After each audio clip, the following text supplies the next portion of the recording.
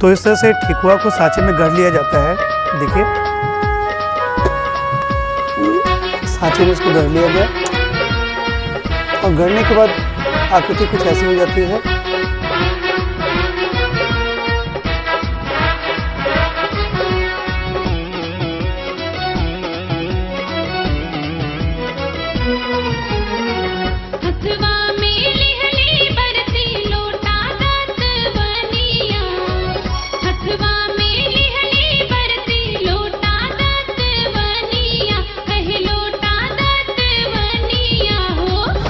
तो ये हमारी फ्लाइट है, छोटी सी फ्लाइट के दिन जो प्रसाद बनता है खरना के दिन, तो इस तरह से बिल्कुल देशी और शुद्ध तरीके से बनाया जाता है। शुद्धता का बहुत महत्व होता है छठ में।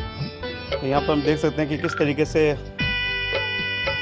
दूध को गर्म किया जा रहा है जिसमें कि खीर बनेगी और फिर बाद में इन परातों में आटे को गूँथा जाएगा और फिर बाद में रोटी बनाई जाएगी और शाम को वही रोटी और खीर प्रसाद के रूप में खिलाया जाता है। तो इस समय हम आपके सामने है ये छठ का प्रसाद।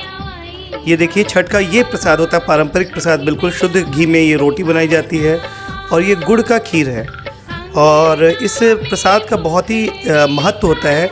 और इस तरह से पीतल के बर्तन में खीर को बनाया जाता है और ये देखिए बिल्कुल गुड़ का खीर है, पारंपरिक तरीके से इसे बनाया जाता है और इसे खाना बड़ा पुण्य का काम माना जाता है। बड़ा नसीब होता है जिनको इस तरह से ये प्रसाद मिल पाता है। देखिए प्रसाद इस तरह से कुछ दिया जाता है। शाम को आज पहला अर्घ्य होगा और इसके लिए पूरे पटना में पूरा जोश है जो कि मैं दिखा ही रहा हूँ आपको। और चलिए अब हम आपको दिखाते हैं छठ पर्व का एक सबसे महत्वपूर्ण जो अभिन्न अंग है प्रसाद का, वो है ठेकुआ। तो चलिए आपको दिखाते हैं कि लिए चलते हैं आपको कुछ व्रतियों के पास और किस तरह से ठेकुआ की तैयारी होती है, आपको वो हम दिखाते हैं। ये है ठेकुआ बनाने का तरीका और क्योंकि प्रसाद का ठेकुआ बन रहा है इसलिए बिल्कुल शुद्धता का ध्यान रखा जाता है। तो इसमें क्या क्या चीज़ें चाहिए होती है, एक तो आटा और आटा के अलावा जो दूसरी चीज़ है वो है गुड़।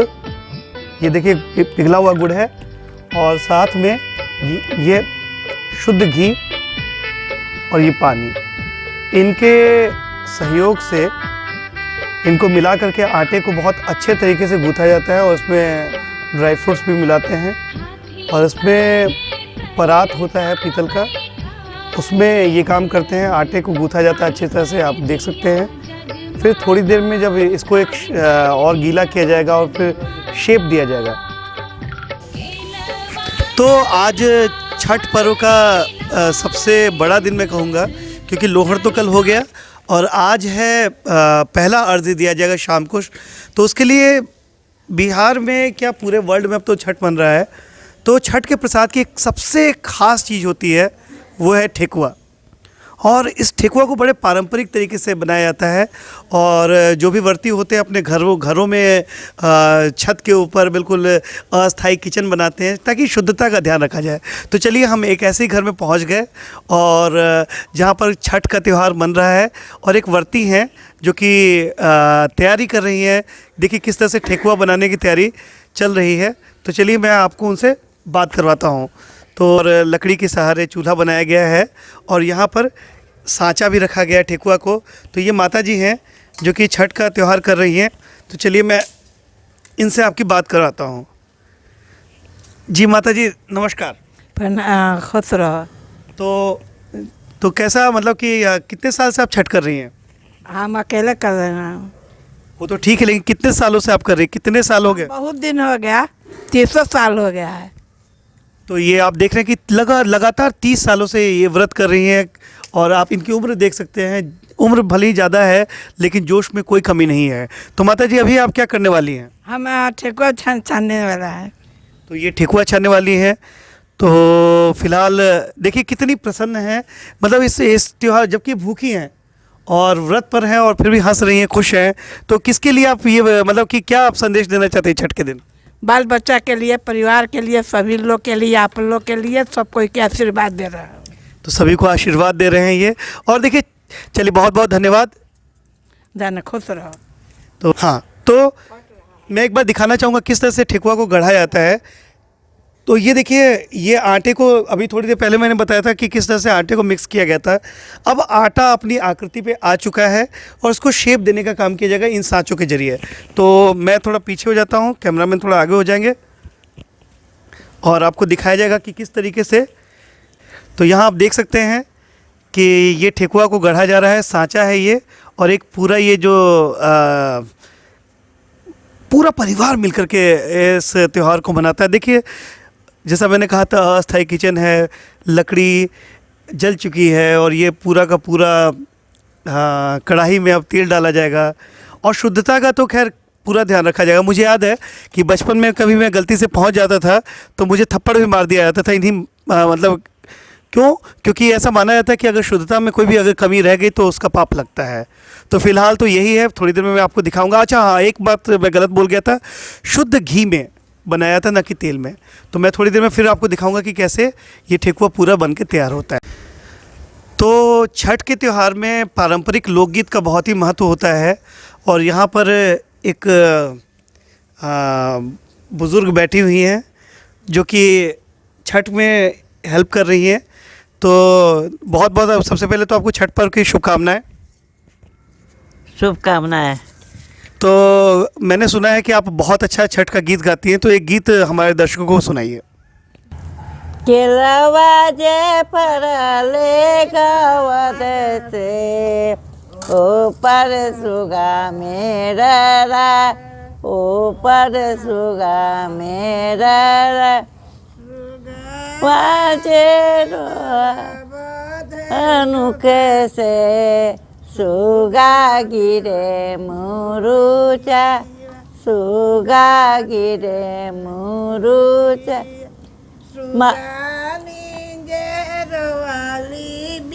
तग से आदित्य हो की नासा, आदित्य हो की नासा, हरा राती जल थल से चार पहर राती जल थल से ला शरण तो आर छठी मैया दर्शन दीनाया पा, मांगू मांगू तिवाई कवन मंगबे, मांगू मांगू तिवाई कवन मंगबे, जे तोरा ही दया समा, ये छठी मैया दर्शन दीना पा, छठी मैया। तो इस तरह से ठेकुआ को सांचे में गढ़ लिया जाता है। देखिए,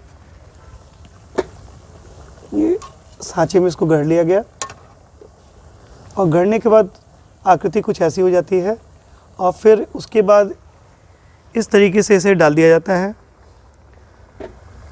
और इसे अच्छे से शुद्ध घी में से तला जाता है। देखिए, और फिर तलने के बाद में ठेकुआ जो होता है वो इस तरीके से तैयार हो जाता है। तो ये जो विश्व प्रसिद्ध ठेकुआ है, जो छठ के ठेकुआ की खास बात ही रहती है। तो ये बनाने की कुल मिलाकर विधि है, धीमी धीमी आंच में इसको पकाते हैं और इस तरह से जो ठेकुआ होता है वो तैयार हो जाता है। ये ठेकुआ जो है वो बन रहा है।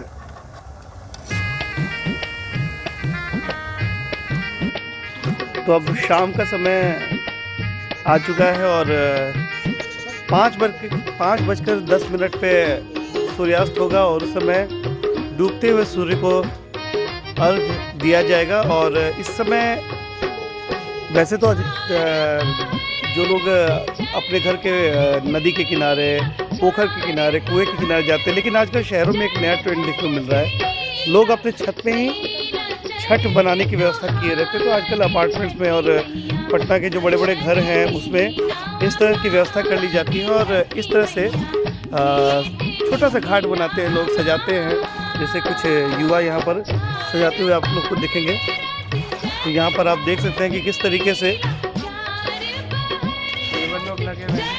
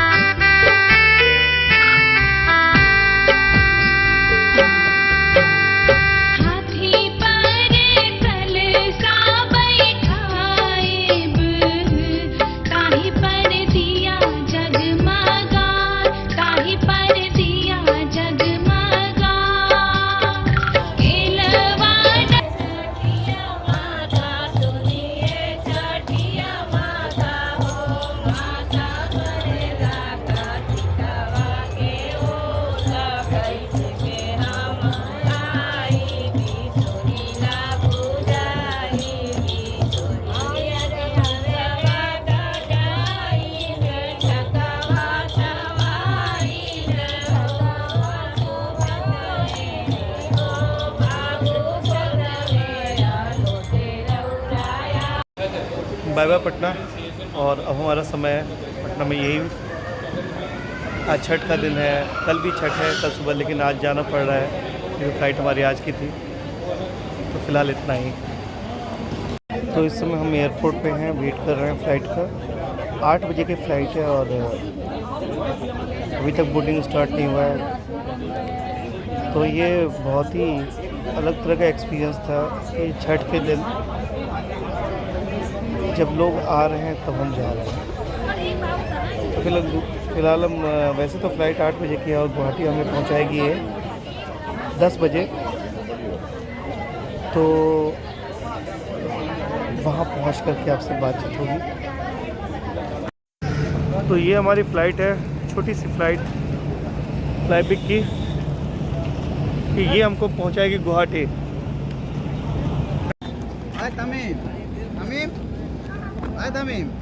तो चलिए फिर हमारी मुलाकात होगी गुवाहाटी में, और ये पटना एयरपोर्ट, और पटना एयरपोर्ट भी हमारी फ्लाइटिंग।